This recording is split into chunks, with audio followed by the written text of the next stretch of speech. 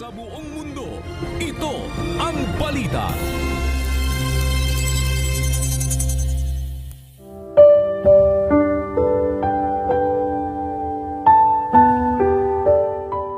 At may buong daya ng kalikuan sa nangapapahamak, sapagkat hindi nila tinanggap ang pag-ibig sa katotohanan upang sila'y mga ligtas.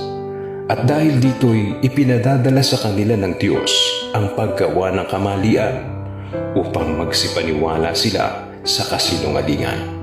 Ikalawang Tesalonica 2:10-11.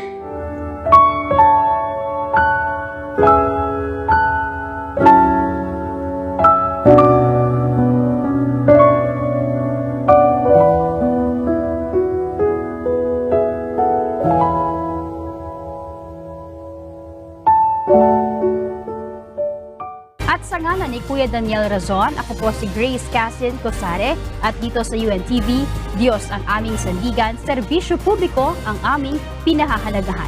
Magandang hapon po.